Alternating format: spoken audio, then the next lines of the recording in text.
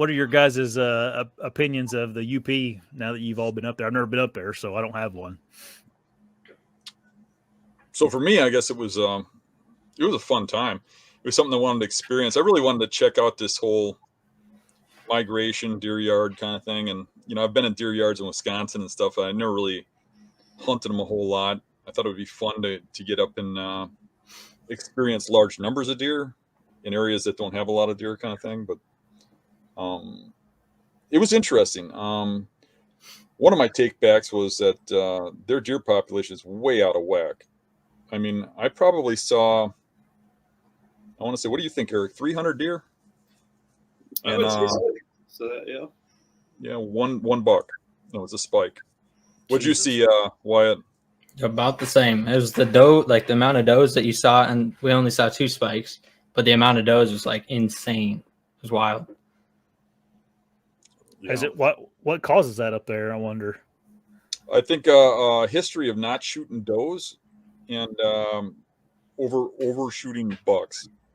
I think that they probably shouldn't shoot so many bucks. I had made a statement in the video about local guys are going to get their 2 bucks or whatever, and a lot of guys are like, we only kill this percentage or that percentage, get 2 bucks or whatever. Well, maybe that's true, but I know from 2 buck situations, people I know that are in those situations, they shoot the first nice buck that comes by, then they wait for one that they really want. So I mean, I think you kill a lot more bucks because, like, look at me this year. I mean, I don't even have a buck yet because I'm waiting for one because I've got 1 bow buck tag, Yeah. and it's important to me.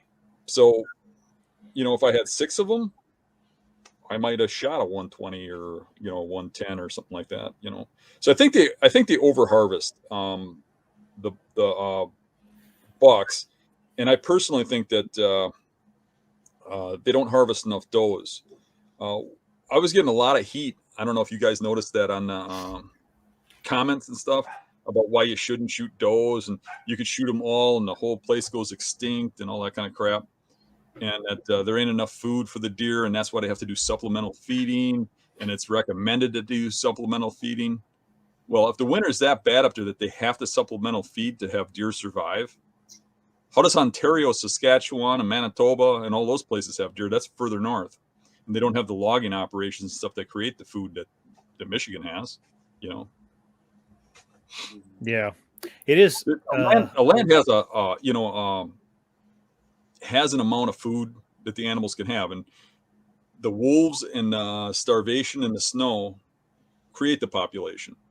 We kind of intervene and change things, but it's self-sustaining. The deer aren't going to die up there. I mean, you might have bad years, you have good years, but they ain't going to die out.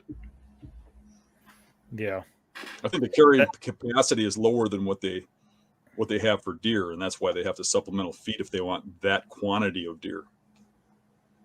Yeah, I think it would be miserable having that many deer. I mean, just trying to not get spooked or not have a doe spook or blow at you when you're up there. And well, I don't think there's really that many deer. I think that it's just that they're piled up in small areas because we drove around for miles and don't see any sign where it's all hardwoods, and that's where the deer were.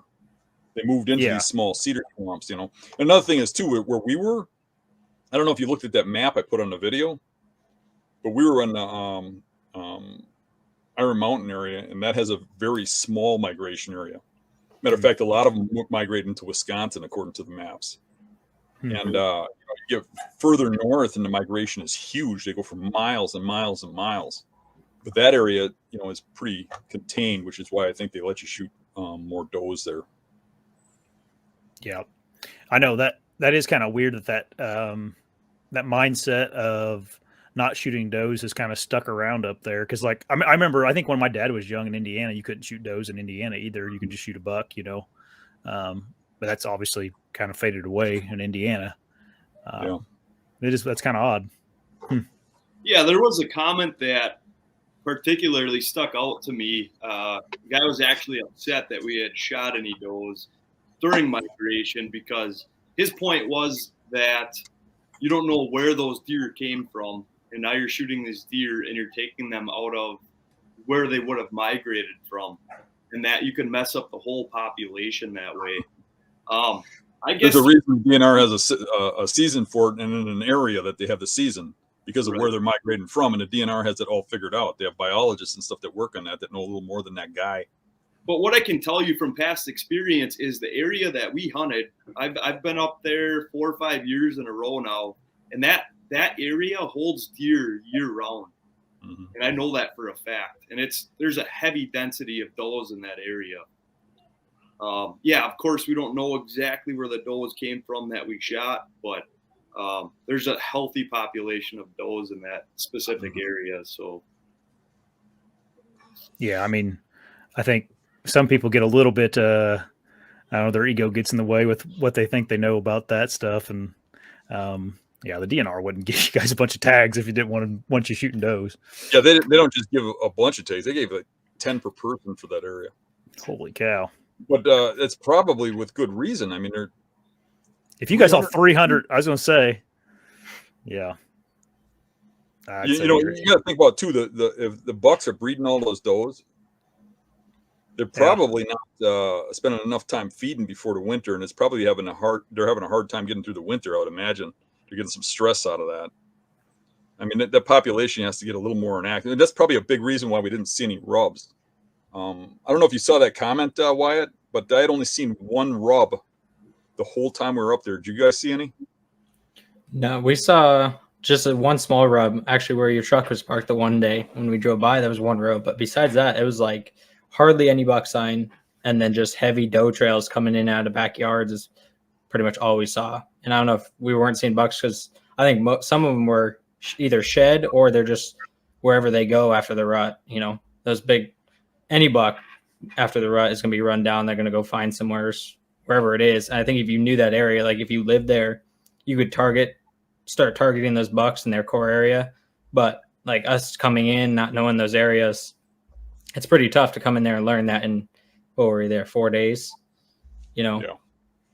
If you want to watch more videos, there's options here and here. And if you want to subscribe, you can just click right here.